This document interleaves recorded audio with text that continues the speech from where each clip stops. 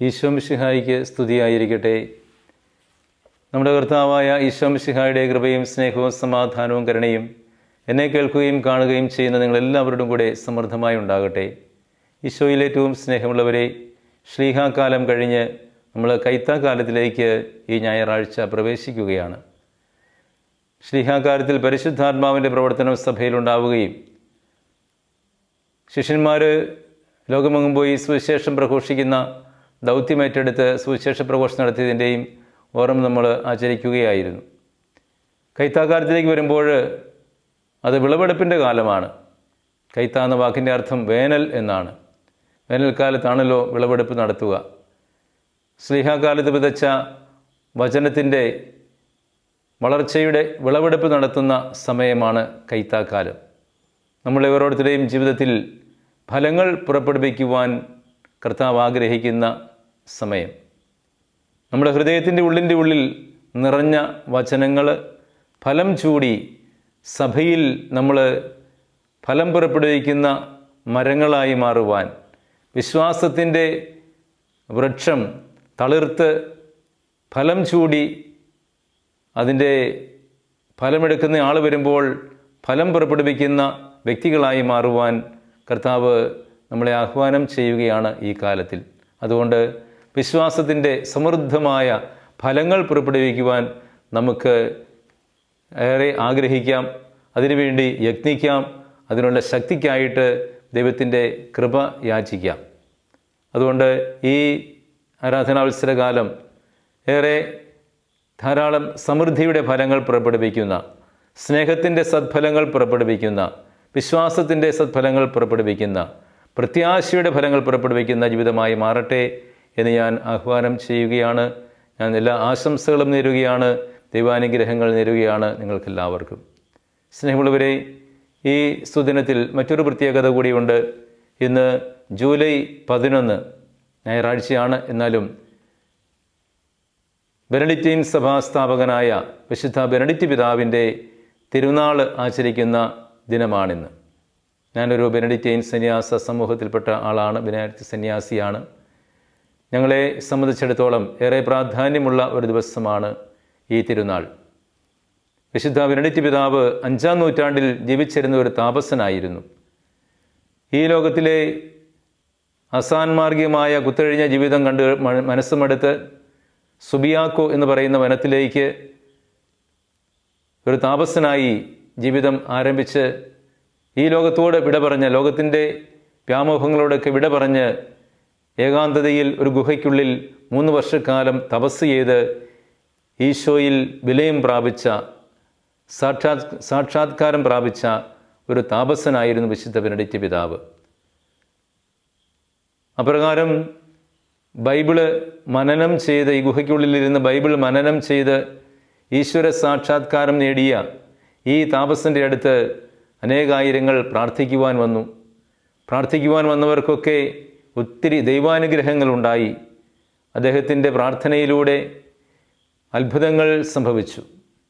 അങ്ങനെ അത്ഭുതങ്ങൾ സംഭവിച്ചപ്പോൾ ഒരുപാട് ആളുകൾ ഇങ്ങനെ വന്നുകൊണ്ടിരുന്നു. അങ്ങനെ വന്നിട്ടുള്ളവരിൽ ചിലർ ശിഷ്യത്വം സ്വീകരിക്കുവാൻ താല്പര്യം പ്രകടിപ്പിച്ചു. അങ്ങനെ ശിഷ്യത്വം സ്വീകരിക്കുവാനായിട്ട് താല്പര്യം പ്രകടിപ്പിച്ച ആദ്യം വന്ന 12 പേരെ ചേർത്താണ് 5-ാം നൂറ്റാണ്ടിൽ ആദ്യത്തെ ബെനഡിക്റ്റൈൻ സന്യാസ സമൂഹം ഉടലെടുക്കുന്നത്. പിന്നീട് അദ്ദേഹം അവിടെ ആളുകൾ വന്നപ്പോൾ അവരെ അവിടെ കൂട്ടിയില്ല. അങ്ങനെ 12 പേരടങ്ങുന്ന 12 സന്യാസ ഭവനങ്ങളാണ് ആദ്യം അദ്ദേഹം സ്ഥാപിച്ച് ബെനഡിക്റ്റൈൻ സന്യാസ സമൂഹത്തിന് തുടക്കം കുറിക്കുന്നത്. ഈ പുണ്യാത്മാവിൻ്റെ തിരുനാൾ ആചരിക്കുന്ന ഈ വേളയിൽ അദ്ദേഹം നന്മരണത്തിൻ്റെ മധ്യസ്ഥൻ കൂടിയാണ് എന്ന് അറിയപ്പെടുന്നുണ്ട്. പാശ്ചാത്യ സന്യാസത്തിൻ്റെ പിതാവ് എന്നറിയപ്പെടുന്ന ഈ താപസൻ്റെ ജീവിതത്തിലൂടെ കർത്താവ് നമുക്ക് നൽകുന്ന വലിയ പാഠങ്ങളുണ്ട്. വിശുദ്ധിയിലും നന്മയിലും പൈശാചിക ബന്ധനങ്ങളിൽ നിന്നുള്ള വിടുതലിനുമൊക്കെ നമുക്ക് ഈ വിശുദ്ധൻ്റെ മാധ്യസ്ഥ്യം തേടാം. ബെനഡിക്റ്റൈൻ കുരിശ്, കാശുരൂപം, ഇതൊക്കെ നമ്മൾ പ്രസിദ്ധമാണല്ലോ. നമ്മുടെയൊക്കെ ഭവനങ്ങളിൽ, നമ്മുടെയൊക്കെ കഴുത്തിൽ നമ്മൾ ധരിക്കുന്നതാണ് ബെനഡിക്റ്റൈൻ കാശുരൂപങ്ങൾ, കുരിശുകൾ ഒക്കെ. അതിലൂടെയൊക്കെ പൈശാചിക പ്രലോഭനങ്ങളിൽ നിന്നും നമുക്കൊക്കെ പ്രലോഭനങ്ങളെ അതിജീവിച്ചുകൊണ്ട് ജീവിതവിശുദ്ധിയിൽ വളരുവാൻ സഹായിക്കുന്ന ഭക്ത സാധനങ്ങളാണ് ഇതെന്ന് നമുക്കറിയാം. വിശുദ്ധ കുരിശിനോട് അഗൈതവമായ ഒരു ഭക്തി പ്രകടിപ്പിച്ചിരുന്ന വ്യക്തിയായിരുന്നു, ആദരവ് കാണിച്ചിരുന്ന വ്യക്തിയായിരുന്നു വിശുദ്ധ ബെനഡിക്റ്റ് പിതാവ്. ഈ പുണ്യാത്മാവിൻ്റെ തിരുനാൾ ആചരിക്കുന്ന വേളയിൽ നമുക്കും അദ്ദേഹത്തിൻ്റെ മാതൃക സ്വീകരിക്കാം. എല്ലാ പൈശാചിക പ്രവണതകളെയും നമുക്ക് ഉപേക്ഷിക്കാം. അതിനുള്ള മാധ്യസ്ഥം അദ്ദേഹത്തിനോട് പ്രാർത്ഥിക്കാം. ദൈവം നമ്മളെ എല്ലാവരെയും സമൃദ്ധമായി അനുഗ്രഹിക്കട്ടെ. ഇന്നത്തെ സുവിശേഷ ഭാഗം വിശുദ്ധ ലൂക്ക അറിയിച്ച സുവിശേഷം 14-ാം അധ്യായം 7 മുതൽ 14 വരെയുള്ള തിരുവചനങ്ങളാണ്. ഈ വചനഭാഗത്ത് വിരുന്നിൻ്റെ ഉപമയാണ് കർത്താവ് പറയുന്നത്. 2 കൂട്ടരെ കർത്താവ് ഇവിടെ അവതരിപ്പിക്കുന്നുണ്ട്. ഒരു കൂട്ടർ അതിഥികളാണ്, ക്ഷണിക്കപ്പെടുന്നവർ. അവരുടെ മനോഭാവം എങ്ങനെയായിരിക്കണമെന്നും, രണ്ടാമത്തെ കൂട്ടർ ആതിഥേയരാണ്, ക്ഷണിക്കുന്ന ആളുകളാണ്. അവരുടെ മനോഭാവം എന്തായിരിക്കണമെന്ന് കർത്താവ് വളരെ വ്യക്തമായിട്ട് പറയുന്നു. ആദ്യത്തെ കൂട്ടർ ക്ഷണിക്കപ്പെടുന്ന ആളുകളാണ്, ഒരു വിരുന്നിന് ക്ഷണിക്കപ്പെടുന്ന ആളുകൾ, അതിഥികൾ. ഒരു അതിഥിയായിട്ട് നമ്മൾ ക്ഷണിക്കപ്പെടുമ്പോൾ നമ്മൾ എവിടെയാണ് പോയിരിക്കേണ്ടത് എന്ന് കർത്താവ് നമ്മളെ അനുസ്മരിപ്പിക്കുകയാണ്. ഉന്നതമായ സ്ഥാനങ്ങൾ പോയി നോക്കിയിരിക്കാതെ അവിടെ ഏറ്റവും എളിയ ഇരിപ്പിടങ്ങളുണ്ടെങ്കിൽ അവിടെ പോയി ഇരിക്കണമെന്ന് കർത്താവ് നമ്മളെ അനുസ്മരിപ്പിക്കുക. എന്ന് പറഞ്ഞാൽ എളിമയുടെ വ്യക്തികളായിരിക്കണം ക്ഷണിക്കപ്പെടുന്നവരെന്ന് കർത്താവ് നമ്മളെ പഠിപ്പിക്കുകയാണ്. മറ്റുള്ളവരുടെ മുമ്പിൽ സ്വയം ചെറുതാകുന്ന പ്രവണത അത് എളിമയുടെ, പരിശുദ്ധാത്മാവിലുള്ള ജീവിതത്തിൻ്റെ അടയാളമാണ്. നമ്മൾ ഉയർന്ന സ്ഥാനത്ത് കയറിയിരിക്കുമ്പോൾ വീട്ടുകാരൻ വന്ന് സഹോദര താഴേക്ക് ഇറങ്ങിയിരിക്കൂ, നിങ്ങളെക്കാൾ വലിയവരായിട്ടുള്ള ശ്രേഷ്ഠരായിട്ടുള്ള ആളുകൾ ഇനിയും വരാനുണ്ട് എന്ന് പറയുമ്പോൾ നമ്മൾ മറ്റുള്ള ഒരാൾ ചെറുതാക്കപ്പെടുകയാണ് ചെയ്യുന്നത്. അത് നമ്മളെ സംബന്ധിച്ചിടത്തോളം അപമാനത്തിൻ്റെ ഒരു അനുഭവമായി മാറും. എന്നാൽ നമ്മൾ സ്വയം ചെറുതായി മാറുമ്പോഴോ നമ്മളെക്കാൾ താഴ്ന്നവരായിട്ടാണ് ഉള്ള ആളുകളാണ് വരുന്നതെങ്കിൽ നമ്മളെ അവിടെ സമൂഹമധ്യത്തിൽ അത് ഉയർത്തപ്പെടുന്നൊരു അനുഭവമായിട്ട് മാറും. അതെങ്ങനെയായിരുന്നാലും എളിമയിൽ നിവസിക്കുന്നവർക്ക് മാത്രമേ, എളിമയിൽ ജീവിക്കുന്നവർക്ക് മാത്രമേ ഉയരാൻ സാധിക്കുകയുള്ളൂ. പഴമക്കാർ പറയാറില്ലേ, ഇരിക്കുന്നവർക്ക് എഴുന്നേൽക്കാൻ കഴിയൂ, എഴുന്നേൽക്കുന്നവർക്ക് വീണ്ടും എഴുന്നേൽക്കാൻ പറ്റില്ലല്ലോ. അതുകൊണ്ട് ജീവിതത്തിൽ സ്വയം ചെറുതാകുന്ന മനോഭാവം ഉണ്ടാകണമെന്ന് അത് ക്ഷണിക്കപ്പെടുന്ന വ്യക്തികൾക്കൊക്കെ കർത്താവ് ഉപദേശം നൽകുകയാണ്. നമ്മളൊക്കെ പല സദ്യകൾക്കും പല വിരുന്നുകൾക്കും മറ്റ് പല കാര്യങ്ങൾക്കുമൊക്കെ ക്ഷണിക്കപ്പെടുന്നവരാണല്ലോ. അപ്പോൾ ക്ഷണിക്കപ്പെടുമ്പോൾ ഉന്നതമായ സ്ഥാനങ്ങളിൽ കയറിയിരിക്കാതെ, ശ്രേഷ്ഠമായ സ്ഥാനങ്ങളിൽ കയറിയിരിക്കാതെ താഴ്മയോടെ എല്ലാവരിലും ചെറിയവനാണെന്ന മനോഭാവത്തോടു കൂടി എന്നേക്കാൾ ശ്രേഷ്ഠരായിട്ടുള്ളവരുണ്ട് ഈ സമൂഹത്തിൽ എന്ന് വിചാരിച്ചുകൊണ്ട് എളിമയുടെ മനോഭാവം പുലർത്തണമെന്ന് കർത്താവ് നമ്മളെ അനുസ്മരിപ്പിക്കുമ്പോൾ അത് അറിയാതെ തന്നെ നമ്മുടെ ജീവിതം വലിയ ഉയർച്ചയിലേക്ക് കുതിക്കും എന്നതിന് യാതൊരു സംശയവും വേണ്ട. രണ്ടാമത്തെ കൂട്ടർ ആതിഥേയരാണ്, അതായത് ക്ഷണിക്കുന്ന വ്യക്തികൾ.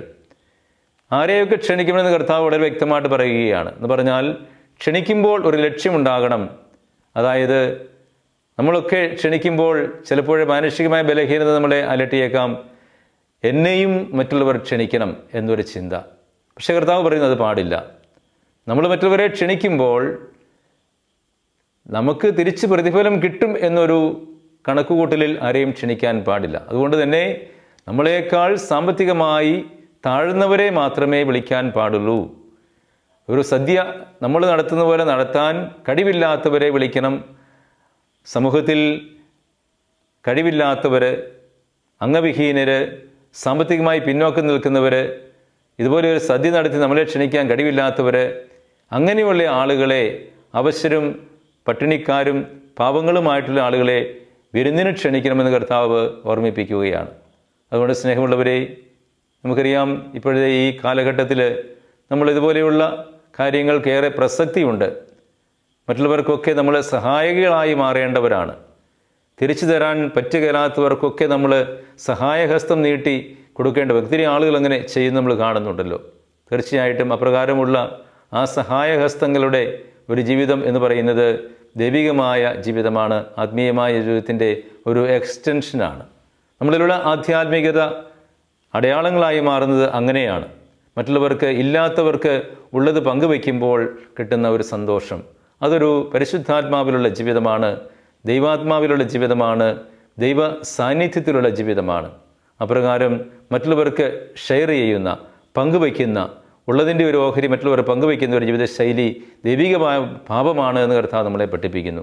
അതുകൊണ്ട് ഈ രണ്ട് മനോഭാവങ്ങളും നമുക്ക് ഉൾക്കൊള്ളാൻ പരിശ്രമിക്കാം. അതിനുള്ള കൃപയ്ക്കായി പ്രാർത്ഥിക്കാം. അത് ഫലദായകമായ ജീവിതത്തിൻ്റെ ഒരു അടയാളമാണെന്ന് കർത്താവ് നമ്മളെ പഠിപ്പിക്കുമ്പോൾ അപ്രകാരം നല്ല ഫലങ്ങൾ പുറപ്പെടുവിക്കുന്ന ജീവിത ശൈലി നമുക്ക് സ്വീകരിക്കാം. അതിനുള്ള കൃപയ്ക്കായി പ്രാർത്ഥിക്കാം. സമൃദ്ധമായി ദൈവം നമ്മളെ എല്ലാവരെയും അനുഗ്രഹിക്കട്ടെ.